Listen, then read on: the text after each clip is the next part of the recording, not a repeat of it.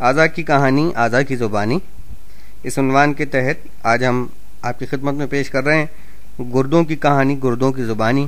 گردے جنہیں ڈائلیسس مشینیں بھی کہا جاتا ہے، آئیے سنتے ہیں۔ میرا وزن 5 اونس ہے اور میرا وجود منیچرائزیشن کا ایک عظیم نمونہ۔ مختصر سی جگہ میں قدرت نے میرے اندر 10 لاکھ چھنیاں بنائی ہیں، اور ان نازک ٹیوبز کو باہر نکال کر ایک لائن میں رکھیں تو ان کی لمبائی 70 میل بنے گی۔ 70 میل۔ شکل لوبیے کے دانے سے ملتی جلتی، سائز تقریباً آپ کی مٹھی کے برابر، رنگ سرخی مائل کتھئی اور وزن 5 اونس۔ جناب، میں ہوں آپ کا دایاں گردہ۔ میرا دوسرا ساتھی بھی میری طرح آپ کی ریڑھ کی ہڈی کی دوسری جانب موجود ہے۔ لوگ اپنے گردوں کو پیشاب بنانے کی مشین سمجھتے ہیں، بھئی یہ بڑی زیادتی کی بات ہے۔ حقیقت یہ ہے کہ میں آپ کے جسم کے اس عظیم کارخانے میں کسی ماہر کیمیا داں کا فریضہ انجام دیتا ہوں۔ آپ کے جسم کا تمام خون ہر وقت مجھ میں سے گزرتا رہتا ہے۔ میرا مطلب یہ ہے کہ سارا خون ہم دونوں گردوں میں سے گزرتا رہتا ہے۔ اپنی اور اپنے ساتھی گردے کی کہانی سنانے کا فرض میں انجام دے رہا ہوں۔ آئیے سنیے۔ تو میں کہہ رہا تھا کہ آپ کے جسم کا سارا خون ہر وقت مجھ میں سے گزرتا رہتا ہے۔ میں اس خون کو صاف کرتا ہوں، چھانتا ہوں اور اس میں سے فالتو اور زہریلے مادوں کو الگ کرتا ہوں۔ میں خون کے سرخ خلیوں کی تیاری میں بھی مدد فراہم کرتا ہوں۔ میں آپ کے جسم میں موجود پوٹیشیم، سوڈیم کلورائڈ اور دوسرے کیمیائی مادوں پر بھی نظر رکھتا ہوں۔ خون میں ان کی ذرا سی کمی یا زیادتی زندگی کے لیے شدید خطرات پیدا کر سکتی ہے۔ میں ہی آپ کے جسم میں پانی کی مقدار کو اعتدال میں رکھتا ہوں۔ جسم میں پانی زیادہ ہو جائے تو جسم کے خلیے تباہ ہو سکتے ہیں، اور اگر پانی کم ہو جائے تو یہ خلیے سوکھ سکتے ہیں۔ یہ بھی میری ذمہ داری ہے کہ میں 24 گھنٹے اس بات پر نظر رکھوں کہ آپ کے خون میں تیزابی مادوں کی مقدار بڑھ تو نہیں رہی، آپ کے خون میں نمکیات کی مقدار تو زیادہ نہیں۔ حقیقت تو یہ ہے کہ آپ کی صحت، زندگی اور بقا کے لیے میں بہت سی اہم خدمات انجام دیتا ہوں، جن کے بارے میں ڈاکٹرز بھی ابھی تک مکمل واقفیت نہیں رکھتے۔ میں 2 انتہائی اہم ہارمون تیار کرتا ہوں۔ ایک ایریتھروپائٹن کہلاتا ہے، یہ ہارمون خون کے سرخ خلیوں کی پیداوار میں اہم کردار ادا کرتا ہے۔ دوسرا ہارمون رینن کہلاتا ہے، جو آپ کے بلڈ پریشر کو معمول پر رکھنے میں مدد دیتا ہے۔ ہماری اتنی ساری خدمات اور ذمہ داریوں کے باوجود عام انسان ہمیں صرف پیشاب بنانے کی مشین سمجھے تو کیا یہ ذاتی نہیں ہوگی؟ آئیے میں آپ کو اپنی بناوٹ کے بارے میں بتاؤں۔ کچھ اور سنیے۔ میرا وزن صرف 5 اونس ہے اور میرا وجود منیچرائزیشن کا ایک عظیم نمونہ۔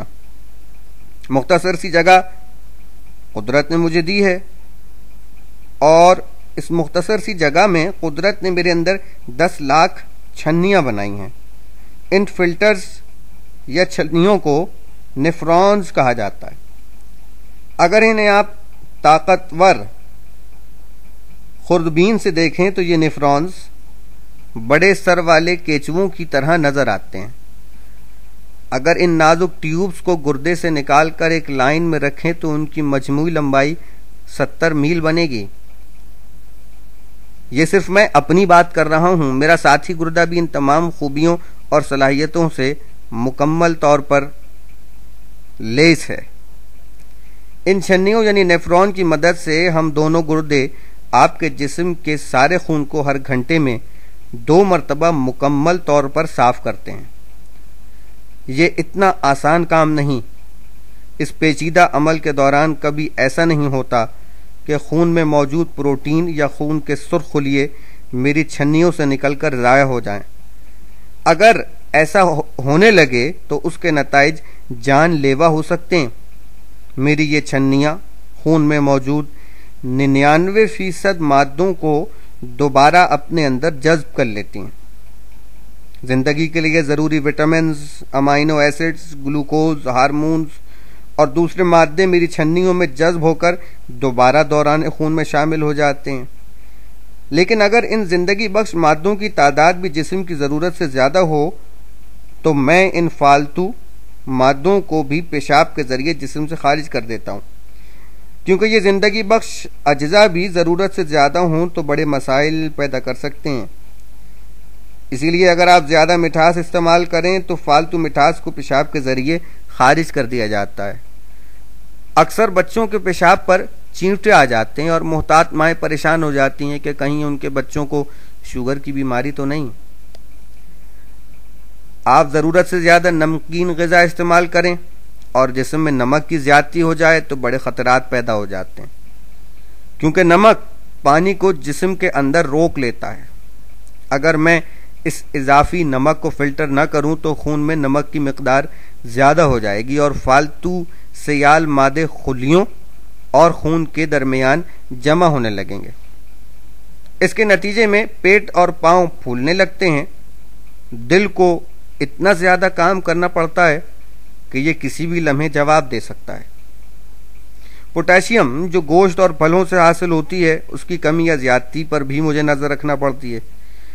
اگر جسم میں اس کی مقدار کم ہو جائے تو پٹھے کمزور پڑ جاتے ہیں، خاص طور پر سانس لینے میں مدد فراہم کرنے والے پٹھے اس سے بہت زیادہ متاثر ہوتے ہیں۔ اگر پوٹاشیم کی مقدار ذرا سی بھی بڑھ جائے تو دل کی دھڑکنیں بے قابو ہو جاتی ہیں، حتیٰ کہ دل اچانک بند بھی ہو سکتا ہے، اور دل بند ہونے کا مطلب تو سب کو معلوم ہی ہے۔ جیتا جاگتا ہنستا مسکراتا آدمی چند لمحوں میں ہڈیوں کا اور گوشت کا ایک ڈھیر بن جاتا ہے جسے فوری طور پر مٹی میں دبایا جانا ضروری ہے۔ بیچارہ انسان۔ میں اس اضافی پوٹاشیم کو فوری طور پر خون سے نکال کر ضائع کر دیتا ہوں اور اس کی کمی ہو تو خون میں موجود پوٹاشیم کے کفایت شیاری کے ساتھ استعمال کو یقینی بناتا ہوں۔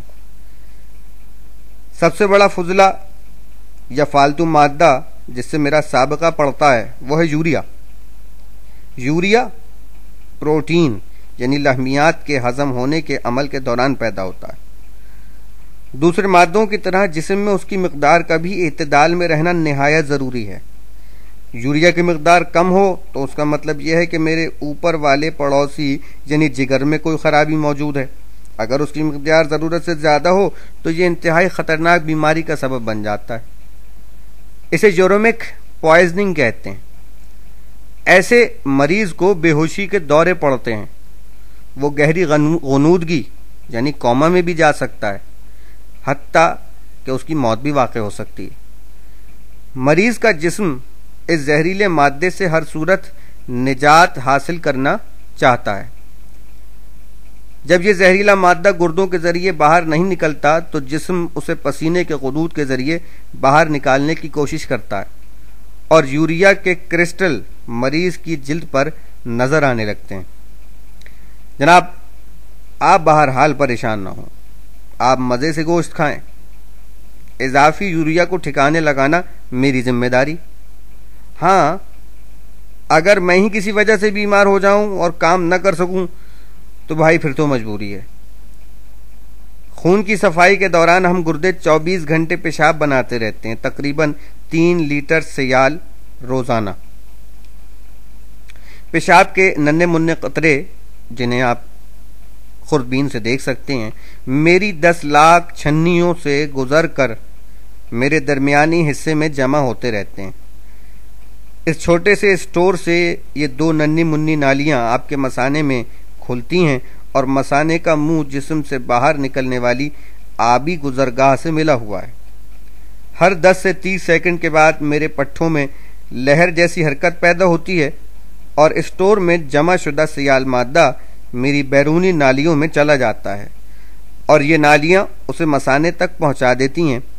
باقی ذمہ داری مثانے کی ہے۔